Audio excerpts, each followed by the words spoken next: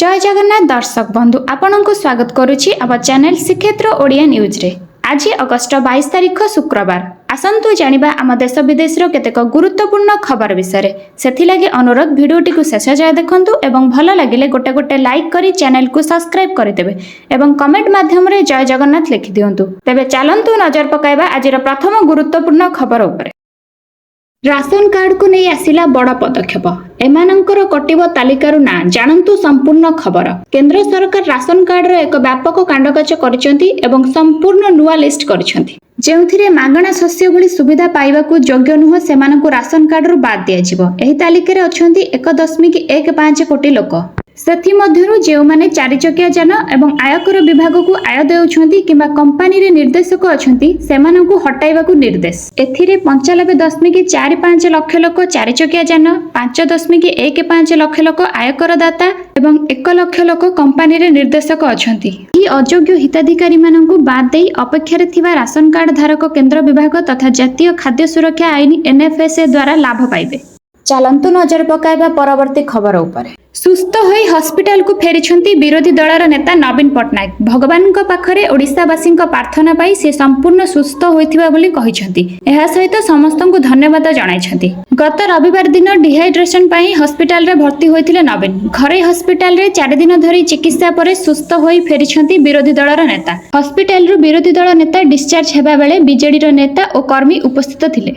बलांगीर जिला बेलापड़ा को पूर्व सरकार एनएसी घोषणा करथिबा बेले नूतन सरकार एनएसी तालिकारु बाद दैछंती। एहार प्रतिवाद रे आज बेलापड़ा 12 घंटिया बंद पालन करा जाउछि। बंद पालन रे कोशल राज्य मुक्ति मोर्चा सहित बेलापड़ा अंचलर बासिंदा सामिल होइछंती। सकाळ 6 रु संध्या 6 पर्यंत 12 घंटिया बंद पालन करा जाउछि। एहाकु समर्थन जणाई दुकान बाजार बंद करिछंती। सेहिपरि बालेश्वर जिला बालियापाड़ा को एनएसी मान्यता दाबी रे आज बालियापाड़ा बंद डाकरा दैछंती स्वाभिमानी बालियापाड़ा मंच। समस्त प्रकार भित्तिभूमि थाई काहेकि बालियापाड़ा एथिरु वंचित हला। गत सरकार निर्वाचन पूर्वरु एनएसी घोषणा करथिले किंतु वर्तमान सरकार एहाकु काहेकि बांध दैछंती बोली प्रश्न करिछंती अंचलवासी। स्वाभिमानी बालियापाड़ा मंच पक्षरु बंद डाकरा दिया जाइछि।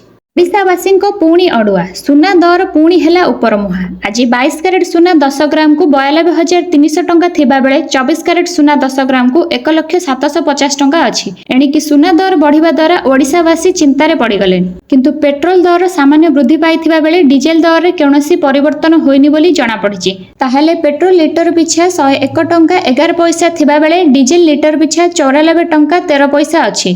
चलंतु जानिबा आजिर परवर्ती खबर। ग्राम्य बैंक घरेकरण प्रस्ताव को विरोध जंतर मंतर ठारे विशाल प्रतिवाद सभा। 1975 मसीह ग्रामांचल लोकमानक निकटरे सहजरे बैंक सेवा पहुंचाइबा को इंदिरा गांधी सरकार देश में ग्राम बैंक व्यवस्था कराइथिले। उद्देश्य थिला ग्रामांचल चाषी और गरीब लोकंकु महाजनक शोषण मुक्त करबा। गरीब और चाषी माने सेमानक छोट छोट संचय माध्यम निजर आर्थिक स्थिति रे सुधार आनी परिबे। हेले एबेर सरकार एही ग्राम बैंक को घरेकरण करबाकू चेष्टा चलाइछंती जाहाकू विरोध करी ग्राम बैंक संघ दिल्ली रे जंतर मंतर ठारे विशाल प्रतिवाद सभार आयोजन करबा सह धारणा दैछंती। आईएनटीयूसी द्वारा आयोजित धारणा रे पूर्वतन सांसद तथा श्रमिक नेता रामचंद्र खुंटिया जोगदेई कहिथिले कि 1975 मसीह इंदिरा गांधी द्वारा प्रधानमंत्रित्व काल रे ग्राम बैंक गठन करा जायथिले। हेले खर्च कमाइबा पई मोदी सरकार प्रथमे देशर 196 ग्राम बैंक को मिश्रण करी 28 ग्राम बैंक सृष्टि करथिले। एबे मोदी सरकार ग्राम बैंक को घरेकरण करबाकू उद्यम करुछंती। फଳରେ ग्राम बैंक गुड़िकर थिबा सरकारी अंश केंद्र सरकार प्रत्याहार करिनेबे। केंद्र सरकारक एभली उद्यम चाषी और गरीब लोकंक विरोध रे बोली रामचंद्र खुंटिया कहिसेंती। एही सरकार आनिथिबा प्रस्ताव जदि प्रत्याहार न करंती तेबे नवेम्बर मासरे सारा देश रे 2 दिनिया ग्राम बैंक धर्मघट कराजिबो बोली चेतावनी दैछंती। राजनीतिर अजब दृश्य संसद भितर युद्ध बाहर नेता कोलाकोली। बुधवार संसद में केंद्र सरकार तरफ नुआ बिल आगत करथिले केंद्र गृहमंत्री अमित शाह। एही बिल रे नियम अछि जे प्रधानमंत्री ठारू आरंभ करी मुख्यमंत्री पर्यंत जेकौनसी नेता गिरफ होई 30 दिन जेल रहिले तांकु हटिबाकू पड़िबो। एही बिल रे नियम अछि जे प्रधानमंत्री ठारू आरंभ करी मुख्यमंत्री पर्यंत जेकौनसी नेता गिरफ होई 30 दिन जेल रहिले तांकु पदरु हटिबाकू पड़िबो। जाहाकू नै गतकाली संसदर स्थिति सरगम रहिथिला। कांग्रेस नेता केसी वेणुगोपाल एही प्रसंग रे अमित शाह को शब्द तीर रे आक्रमण करथिबा बेले शाह मध्य छाड़ी नथिले। 2010 ମସିହାର सोहराबुद्दीन केस कथा उठाई अमित शाह को टार्गेट करथिले वेणुगोपाल। एही समय अमित शाह गुजरातर गृहमंत्री थिले। आउ से समय शाह नैतिकतार पालन करथिले कि बोली प्रश्न करथिले केसी वेणुगोपाल, जहार पलटा जवाब देथिले शाह। एमिति कि बिल को चिरी अमित शाह को ऊपर को फिंगिथिले विरोधी। अनेक समय कांग्रेस नेता राहुल गांधी बीजेपी नेता को टार्गेट करथिबा आपण देखिथिबे।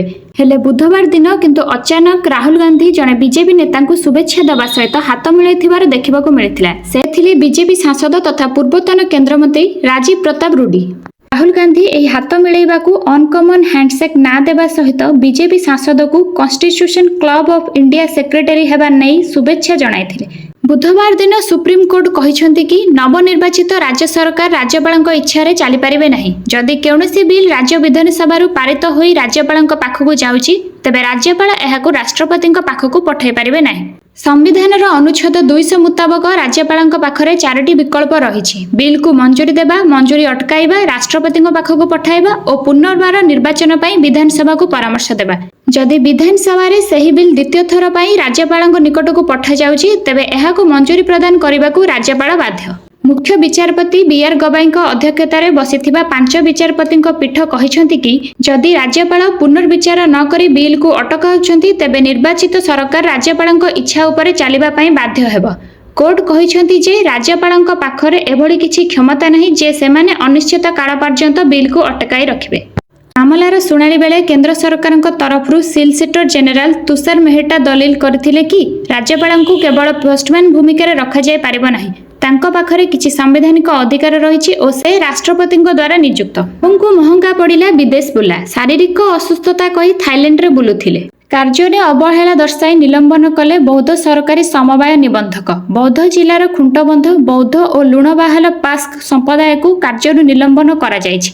जिले में चाषी पंजीकरण और सार विक्रय चलुवा बेले संपुक्त पैक संपादक विदेश में बुलवाक जाइथिले। ए संपर्क में जना पड़िबा परे बौद्ध सरकारी समवाय निबंधक फकीर मोहन बाग तांको निलंबन करिसेंती। सूचना अनुसार सुवर्णपुर जिले में 3 जन पैक संपादक स्वास्थ्यगत कारण छुट्टी नेथिबा बेले विदेश में बुलवाक जाइथिबा अभियोग होइथिला। एहार तदंत करी 3 जन संपादक निलंबन करा जाइथिला। सेमानंक संपर्क बौद्ध जिलार पैक संपादक सह थिबारु तदंत आगको बढ़िथिला। एही क्रम में बौद्ध जिलार 3 जन पैक संपादक को निलंबन करा जाइथिला।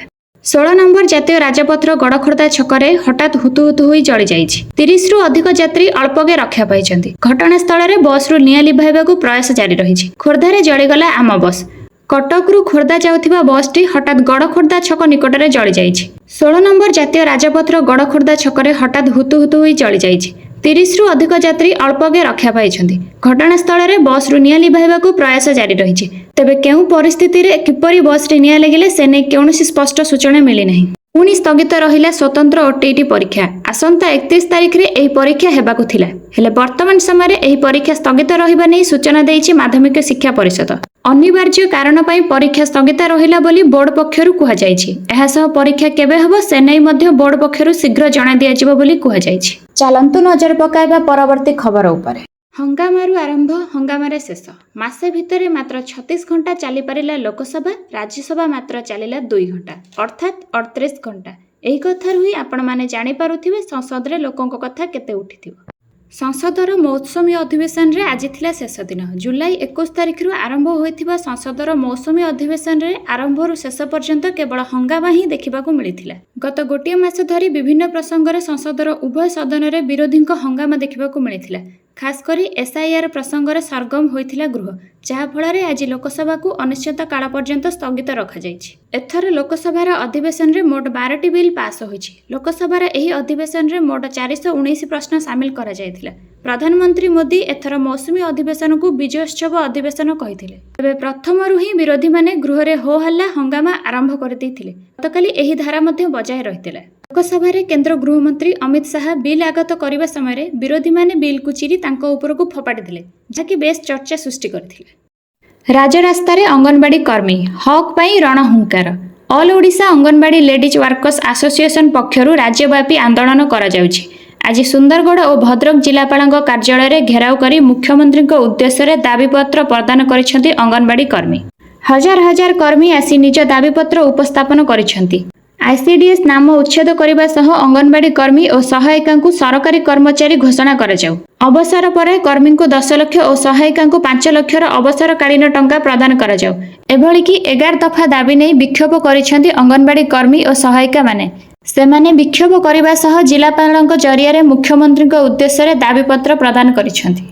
राज्यसभा रे पास हैला ऑनलाइन गेमिंग बिल। एणिकी जुआ खेलिले 3 वर्ष जेल और कोटी टंका पर्यंत जरिमाना। काली लोकसभा रे पास होइतिला बिल। एणिकी डिजिटल जुआ खेलिले भोगिबे 3 वर्ष जेल ताहा सहित कोटी टंका पर्यंत जरिमाना भी गणिबे। लोकसभा परे राज्यसभा रे पारित होइछि ऑनलाइन गेमिंग बिल 2025। बाचनीय भोट दलरे एही बाचनिक भोट बଳରେ ଏହି ବିଲ୍ ପାରିତ ହୋଇଛି। ଏହାଦ୍ୱାରା ବିଶେଷ କରି ମଧ୍ୟବିତ୍ତ ବର୍ଗର ପରିବାର ଉପକୃତ ହେବେ। ପ୍ରତିବର୍ଷ ହଜାର ହଜାର ପିଲା ଅନଲାଇନରେ ଗେମିଂ ଖେଳି ପ୍ରାଣ ହରାଉଛନ୍ତି। ଗେମ୍ରେ ସର୍ବସ୍ୱ ହରାଇବା ପରେ ଆତ୍ମହତ୍ୟା କରୁଥିବା ଖବର ଆସୁଛି। ଏହାକୁ ଦୃଷ୍ଟିରେ ରଖି ସଂସଦରେ ଅନଲାଇନ ଗେମିଂ ବିଲ୍କୁ ନେଇ ବିଲ୍ ଆସିଥିଲା। ଗତକାଲି ଲୋକସଭା ପରେ ଆଜି ରାଜ୍ୟସଭାରେ ଏହି ବିଲ୍ ପାରିତ ହୋଇଛି। ଆଉ ମାତ୍ର 5 ଦିନର ଅପେକ୍ଷା। ନୂଆଖାଇରେ ଚାଷୀଙ୍କ ଖାତାକୁ ଆସିବ 2000 ଟଙ୍କା। ପିଏମ୍ କିଷାନ ଟଙ୍କା ପାଇବା ପରେ ସିଏମ୍ କିଷାନ ଟଙ୍କା ପାଇବାକୁ ଚାଷୀଙ୍କ ଅପେକ୍ଷା କହିଲେ ନ ସରେ। ତେବେ ପ୍ରତିବର୍ଷ ସରକାର ନୂଆଖାଇରେ ସିଏମ୍ କିଷାନ ଟଙ୍କା 2000 ଟଙ୍କା ପଠାଇଥାନ୍ତି। ଆସନ୍ତା ଅଗଷ୍ଟ 28 ତାରିଖରେ ନୂଆଖାଇ ପଡୁଥିବାରୁ ସେହିଦିନ 2000 ଟଙ୍କା ଆସିବ ବୋଲି ଗଣମାଧ୍ୟମରେ ଚର୍ଚ୍ଚା ଜୋର ଧରିଛି। ଚଳିତ ବର୍ଷ ଏହି ନୂଆଖାଇରେ ଟଙ୍କା ଆସିପାରେ ବୋଲି ବହୁତ ଚର୍ଚ୍ଚାରେ ଚାଲିଛି, କିନ୍ତୁ ଏନେଇ ସରକାର କିଛି ବିଜ୍ଞପ୍ତି ଘୋଷଣା କରିନାହାନ୍ତି। ଚାଲନ୍ତୁ ନଜର ପକାଇବା ପରବର୍ତ୍ତୀ ଖବର ଉପରେ। ଆଗାମୀ 7 ଦିନ ପାଇଁ ପାଣିପାଗ ସ୍ଥିତି ପୂର୍ବାନୁମାନ କରି ପ୍ରେସ୍ ରିଲିଜ୍ ଜାରି କରିଛି ଆଞ୍ଚଳିକ ପାଣିପାଗ କେନ୍ଦ୍ର। ମଧ୍ୟାହ୍ନ ଓ ସନ୍ଧ୍ୟା ସମୟରେ ରାଜ୍ୟର ଅନେକ ସ୍ଥାନରେ ଅତ୍ୟନ୍ତ ପ୍ରବଳରୁ ଅତି ପ୍ରବଳ ବର୍ଷା, ଘଡ଼ଘଡ଼ି ସହ କାଳବୈଶାଖୀର ସମ୍ଭାବନା ରହିଛି। ତେଣୁ ବିଭିନ୍ନ ଜିଲ୍ଲାକୁ ଅରେଞ୍ଜ ଓ ୟେଲୋ ୱାର୍ଣ୍ଣିଂ ଜାରି କରି ଏହି ସମୟରେ ସତର୍କ ରହିବାକୁ ପରାମର୍ଶ ଦେଇଛି ପାଣିପାଗ କେନ୍ଦ୍ର। ଆସନ୍ତାକାଲି ଅର୍ଥାତ୍ ଅଗଷ୍ଟ 23, 24, 25, 26, 27 ତାରିଖରେ ପୁରୀ, ଜଗତସିଂହପୁର, ଖୋର୍ଦ୍ଧା, କଟକ, ମୟୂରଭଞ୍ଜ, କେନ୍ଦୁଝର, ସୁନ୍ଦରଗଡ଼, ଝାରସୁଗୁଡ଼ା, ବରଗଡ଼, ସମ୍ବଲପୁର, ବାଲେଶ୍ୱର, ଭଦ୍ରକ, ଯାଜପୁର, କେନ୍ଦ୍ରାପଡ଼ା, ନୟାଗଡ଼, ଗଞ୍ଜାମ, ଗଜପତି, ଦେବଗଡ଼, ଅନୁଗୁଳ, ଢେଙ୍କାନାଳ, ସୋନପୁର, ବୌଦ୍ଧ, ନୂଆପଡ଼ା, ବଲାଙ୍ଗୀର, କଳାହାଣ୍ଡି, କନ୍ଧମାଳ, ରାୟଗଡ଼ା, ନବରଙ୍ଗପୁର, କୋରାପୁଟ, ମାଲକାନଗିରି ଭଳି ଜିଲ୍ଲାକୁ ୟେଲୋ ୱାର୍ଣ୍ଣିଂ ଜାରି କରାଯାଇଛି। ଏହିସବୁ ଜିଲ୍ଲାଗୁଡ଼ିକର ଗୋଟିଏ କିମ୍ବା 2 ସ୍ଥାନରେ ପ୍ରବଳ ବର୍ଷା, ଘଡ଼ଘଡ଼ି ସହ ଝଟକା ପବନ 30ରୁ 40 କିଲୋମିଟର ପ୍ରତି ଘଣ୍ଟା ହେବାର ସମ୍ଭାବନା ରହିଛି। କମୁଛି ବିଜେଡିର ଦବଦବା। ତୃଣମୂଳକ ସ୍ତରରେ ଦୁର୍ବଳ ହେଉଛି ଦଳ। ରାଜ୍ୟର ଅଧିକାଂଶ ବ୍ଲକ ଅଧ୍ୟକ୍ଷ ପଦ ବିଜେଡି ଅଧୀନରେ ଥିବାବେଳେ ଧୀରେ ଧୀରେ ଗୋଟେ ଗୋଟେ ବ୍ଲକର ଅଧ୍ୟକ୍ଷ ପଦ ଛାଡୁଛନ୍ତି ବିଜେଡି ନେତା। ଗତକାଲି ଯାଜପୁର ଧର୍ମଶାଳା ବ୍ଲକ ଅଧ୍ୟକ୍ଷ ପଦରୁ ପ୍ରଭାତ ବଳବନ୍ତ ରାୟ ଇସ୍ତଫା ଦେବା ପରେ ଏଭଳି ଏକ ରାଜନୈତିକ ପରିବର୍ତ୍ତନ ଦେଖିବାକୁ ମିଳୁଛି। ଆସନ୍ତାକାଲି ହୋଇଥାନ୍ତା ଯାଜପୁର ଧର୍ମଶାଳା ବ୍ଲକ ଅଧ୍ୟକ୍ଷଙ୍କ ବିରୋଧରେ ଅନାସ୍ଥା ଭୋଟିଂ। ଏହା ପୂର୍ବରୁ ଗତକାଲି ଅଧ୍ୟକ୍ଷ ପଦରୁ ଇସ୍ତଫା ଦେଇଛନ୍ତି ପ୍ରଭାତ ବଳବନ୍ତ ରାୟ। 45ଟି ପଞ୍ଚାୟତ ବିଶିଷ୍ଟ ଧର୍ମଶାଳା ବ୍ଲକ ବିଜେଡି ଦଖଲରେ ରହିଥିବା ବେଳେ ବିଜେଡି ନେତା ପ୍ରଣବ ବଳବନ୍ତ ରାୟଙ୍କ ଭାଇ ପ୍ରଭାତ ବଳବନ୍ତ ରାୟ ବର୍ତ୍ତମାନ ପର୍ଯ୍ୟନ୍ତ ଅଧ୍ୟକ୍ଷ ଥିଲେ। ଗତ 11 ତାରିଖରେ ଧର୍ମଶାଳା ବ୍ଲକର 38 ଜଣ ସରପଞ୍ଚ ସମିତି ସଭ୍ୟ ଅଧ୍ୟକ୍ଷଙ୍କ ବିରୋଧରେ ଅନାସ୍ଥା ପ୍ରସ୍ତାବ ନେଇ ଯାଜପୁର ଉପଜିଲ୍ଲାପାଳଙ୍କ କାର୍ଯ୍ୟାଳୟରେ ଦାଖଲ କରିଥିଲେ। ଆସନ୍ତାକାଲି ଅନାସ୍ଥା ଭୋଟିଂ ହେବାର ଧାର୍ଯ୍ୟ ହୋଇଥିଲା। ଟଙ୍କା ପାଇନଥିଲେ ହୁଅନ୍ତୁନି ବ୍ୟସ୍ତ। ଯେଉଁମାନେ ସୁଭଦ୍ରାର ତୃତୀୟ କିସ୍ତି ଟଙ୍କା ପାଇନାହାନ୍ତି ସେମାନଙ୍କୁ ଏକାଥରେ ମିଳିବ 20,000 ଟଙ୍କା। ସୁଭଦ୍ରାର ତୃତୀୟ କିସ୍ତିର ଟଙ୍କା ରାକ୍ଷୀ ପୂର୍ଣ୍ଣିମା ଦିନ କିଛି ମହିଳାଙ୍କୁ ମିଳିଥିବା ବେଳେ ଆଉ କିଛି ମହିଳାଙ୍କୁ ଏପର୍ଯ୍ୟନ୍ତ ସୁଭଦ୍ରା ଟଙ୍କା ମିଳିନି। ଏହାକୁ ନେଇ ଚିନ୍ତାରେ ଅଛନ୍ତି ଲକ୍ଷ ଲକ୍ଷ ମହିଳା। ତେବେ ଚିନ୍ତା କରିବାର କୌଣସି ଆବଶ୍ୟକ ନାହିଁ, କାରଣ ପୁଣି ଥରେ ଖୋଲିବ ସୁଭଦ୍ରା ପୋର୍ଟାଲ। ଯଦି ଆପଣମାନେ ଯୋଗ୍ୟ ହିତାଧିକାରୀ ସୁଭଦ୍ରା ଟଙ୍କା ପାଇବାରୁ ବଞ୍ଚିତ ଅଛନ୍ତି, ତେବେ ଆପଣଙ୍କୁ ସୁଭଦ୍ରା ପୋର୍ଟାଲ ମାଧ୍ୟମରେ ଆପ୍ଲାଏ କରିପାରିବେ ଏବଂ ସିଧାସଳଖ 20,000 ଟଙ୍କା ପାଇପାରିବେ। ଆଇପିଏସ୍ ସ୍ତରରେ ଅଦଳ ବଦଳ। ଗୃହ ବିଭାଗ ପକ୍ଷରୁ ବିଜ୍ଞପ୍ତି ଜାରି। ରାଜ୍ୟ ସରକାର ଗୁରୁବାର ବରିଷ୍ଠ ଆଇପିଏସ୍ ସ୍ତରରେ ଅଦଳ ବଦଳ କରିଛନ୍ତି। ରାଜ୍ୟ ସରକାର 27 ଜଣ ଆଇପିଏସ୍ ଓ ଜଣେ ଓଏସ୍ ଅଧିକାରୀଙ୍କୁ ବଦଳି କରିଛନ୍ତି। ଏନେଇ ଗୃହ ବିଭାଗ ପକ୍ଷରୁ ବିଜ୍ଞପ୍ତି ଜାରି ହୋଇଛି। ଏହି କ୍ରମରେ ସରକାର ପୁରୀ ଏସ୍ପିଙ୍କୁ ବଦଳ ହୋଇଛି। ଏଠାରେ ପିନକ ମିଶ୍ରଙ୍କ ସ୍ଥାନରେ ପ୍ରତୀକ ସିଂହଙ୍କୁ ନୂଆ ଦାୟିତ୍ୱ ମିଳିଛି। ରାଜଧାନୀର ବିଭିନ୍ନ ଶିକ୍ଷାନୁଷ୍ଠାନ ଉତ୍କଳ ବିଶ୍ୱବିଦ୍ୟାଳୟ ଠାରୁ ଆରମ୍ଭ କରି ବିଜେପି ସ୍ୱୟଂଶାସିତ ବିଶ୍ୱବିଦ୍ୟାଳୟ ପର୍ଯ୍ୟନ୍ତ ସବୁଠି ଉତ୍ତେଜନା ଲାଗି ରହିଛି। କେଉଁଠି ରାଗିଂ ଅଭିଯୋଗ ଆସିଲାଣି ତ କେଉଁଠି ପତିଆରା ଲଢ଼େଇ। ସେହିଭଳି ବହୁ କଲେଜର ସମସ୍ୟାକୁ ନେଇ ଛାତ୍ରଛାତ୍ରୀମାନେ ରାସ୍ତାକୁ ଓହ୍ଲାଇଲେଣି। ଗୋଟିଏ ପରେ ଗୋଟିଏ କ୍ୟାମ୍ପସ ଅଶାନ୍ତ ହେବା ଏବେ ପୋଲିସ ପ୍ରଶାସନ ପାଇଁ ମୁଣ୍ଡବ୍ୟଥାର କାରଣ ହୋଇଛି। କେଉଁ କ୍ୟାମ୍ପସରେ କେତେ ପୋଲିସ ମୁତୟନ କରିବେ ତାହାକୁ ନେଇ ବରିଷ୍ଠ ପୋଲିସ ଅଧିକାରୀମାନେ ବାଉଳା ହୋଇଗଲେ। ଏମିତିକି ଅଣଛାତ୍ରଙ୍କୁ କ୍ୟାମ୍ପସରୁ ତଡ଼ିବାକୁ ଉତ୍କଳ ବିଶ୍ୱବିଦ୍ୟାଳୟ କର୍ତ୍ତୃପକ୍ଷ ପୋଲିସର ସହାୟତା ଲୋଡ଼ିଥିଲେ ମଧ୍ୟ ତାହା ସମ୍ଭବ ହୋଇପାରି ନାହିଁ। ଆଗକୁ ଯଦି ଛାତ୍ର ସଂସଦ ନିର୍ବାଚନ ଅନୁଷ୍ଠିତ ହେବ ତାହେଲେ ପରିସ୍ଥିତି କେଉଁ ପୁରକୁ ପହଞ୍ଚିବ ତାହା ଏଥିରୁ ସ୍ପଷ୍ଟ ଅନୁମେୟ। ଛାତ୍ର ସଂସଦ ନିର୍ବାଚନ ହେବ କି ନାହିଁ ତାହା ଏଯାଏଁ ସ୍ପଷ୍ଟ ହୋଇନାହିଁ। ହେଲେ ବର୍ତ୍ତମାନ କ୍ୟାମ୍ପସର ମାହୋଲ ଛାତ୍ର ସଂସଦ ନିର୍ବାଚନ ପାଇଁ ସଜବାଜ ହେଉଛି। ନିର୍ବାଚନ ହେବ କି ନାହିଁ ତାହା ପର କଥା, ହେଲେ ବର୍ତ୍ତମାନ କ୍ୟାମ୍ପସରେ ଯେଉଁଭଳି ପରିସ୍ଥିତି ତାହା ଦେଖିଲେ ନିର୍ବାଚନ ହେବ କି ନାହିଁ କହିବା ମୁସ୍କିଲ ହେବ। କ୍ୟାମ୍ପସ ବାହାରେ ଦୁଇ ଗୋଷ୍ଠୀ ଛାତ୍ର ମୁହାଁମୁହିଁ ହେବା ସହ ଜୟଦେବ ବିହାର ନନ୍ଦନକାନନ ରାସ୍ତାରେ ଦ୍ୱିତୀୟ ବର୍ଷ ଛାତ୍ର ଓ ଅଣଛାତ୍ର ମିଳିତ ଭାବରେ ପ୍ରଥମ ବର୍ଷର କିଛି ଛାତ୍ରଙ୍କୁ ଭୁଜାଲି ଧରି ଗୋଡ଼ାଇଥିଲେ। ଭୁଜାଲି ଚୋଟରେ ଏକ ଛାତ୍ର ଆହତ ହୋଇଛନ୍ତି। ସାଧାରଣ ଲୋକଙ୍କ ସହାୟତାରେ ପୋଲିସ ଆହତ ଛାତ୍ରଙ୍କୁ ଉଦ୍ଧାର କରିଥିବା ସହ 3 ଜଣ ଛାତ୍ର ଓ ଅଣଛାତ୍ରଙ୍କୁ ଉଠାଇ ନେଇଥିଲେ। ସମସ୍ତେ ନାବାଳକ ହୋଇଥିବାରୁ କୌଣସି ମାମଲା ରୁଜୁ ନ କରି ସନ୍ଧ୍ୟା ବେଳକୁ ଅଭିଭାବକଙ୍କୁ ଡାକି ଅଣ୍ଡରଟେକିଂ ଲେଖି ଅଟକ ଛାତ୍ର ଓ ଅଣଛାତ୍ରଙ୍କୁ ଛାଡ଼ିଥିବା ଜଣାପଡ଼ିଛି। ସମସ୍ତେ ନାବାଳକ ହୋଇଥିବାରୁ କୌଣସି ମାମଲା ରୁଜୁ ନ କରି ସନ୍ଧ୍ୟା ବେଳକୁ ଅଭିଭାବକଙ୍କୁ ଡାକି ଅଣ୍ଡରଟେକିଂ ଲେଖି ଅଟକ ଛାତ୍ର ଓ ଅଣଛାତ୍ରଙ୍କୁ ଛାଡ଼ିଥିବାର ଜଣାପଡ଼ିଛି। ଦିନିକିଆ ଅଧିନାୟକ ଛାଡ଼ିବେ ରୋହିତ ଶର୍ମା, ଶ୍ରେୟାସଙ୍କ ହାତରେ ରହିପାରେ ମଙ୍ଗ। ଟି20 ଓ ଟେଷ୍ଟ କ୍ରିକେଟକୁ ଅଲବିଦା କହିସାରିଥିବା ରୋହିତ ଶର୍ମାଙ୍କ ଦିନିକିଆ ଅଧିନାୟକ ପଦରୁ ମୁକ୍ତ କରିବାକୁ ଯୋଜନା କରୁଛି ବିସିସିଆଇ। ରୋହିତଙ୍କ ସ୍ଥାନରେ ଶ୍ରେୟାସ ଆୟରଙ୍କୁ ମିଳିପାରେ ନିଯୁକ୍ତି। ତେବେ ଏନେଇ କୌଣସି ସ୍ପଷ୍ଟ ସୂଚନା ରହିନଥିବା ବେଳେ ଆସନ୍ତା ଏସିଆ କପ୍ ପରେ ଚୂଡ଼ାନ୍ତ ନିଷ୍ପତ୍ତି ନିଆଯିବ ବୋଲି ଜଣାପଡ଼ିଛି। ଆସନ୍ତା ସେପ୍ଟେମ୍ବର 9ରୁ 28 ପର୍ଯ୍ୟନ୍ତ ୟୁଏଇରେ ଏସିଆ କପ୍ ଖେଳାଯିବ। ଆଗାମୀ ବିଶ୍ୱକପ୍ ପାଇଁ ଭାରତୀୟ ଦଳକୁ ପ୍ରସ୍ତୁତ କରିବା ପାଇଁ ବର୍ତ୍ତମାନଠାରୁ ଚିନ୍ତା କରୁଛି ବିସିସିଆଇ। 2027 ବିଶ୍ୱକପ୍ ସମୟରେ ରୋହିତ ଶର୍ମାଙ୍କୁ 39 ବର୍ଷ ହୋଇସାରିଥିବା, ତେଣୁ ତାଙ୍କ ସ୍ଥାନରେ ଶ୍ରେୟାସଙ୍କ ଭଳି ଯୁବ ତଥା ଅଭିଜ୍ଞ ଅଧିନାୟକଙ୍କୁ ନିଯୁକ୍ତି ଦେଇପାରେ ବିସିସିଆଇ। ଭିଡ଼ିଓଟିକୁ ଶେଷ ଯାଏ ଦେଖିଥିବାରୁ ଆପଣଙ୍କୁ ଧନ୍ୟବାଦ। ଯଦି ଆପଣ ଏପର୍ଯ୍ୟନ୍ତ ଲାଇକ୍ କରିନାହାନ୍ତି ତେବେ ଗୋଟେ ଲାଇକ୍ କରି କମେଣ୍ଟରେ ଜୟ ଜଗନ୍ନାଥ ଲେଖିଦିଅନ୍ତୁ। ଆଉ ପାଖରେ ଥିବା ସବସ୍କ୍ରାଇବ୍ ବଟନରେ କ୍ଲିକ୍ କରି ବେଲ୍ ଆଇକନରେ ଅଲ୍ ପ୍ରେସ୍ କରିଦିଅନ୍ତୁ। ଧନ୍ୟବାଦ।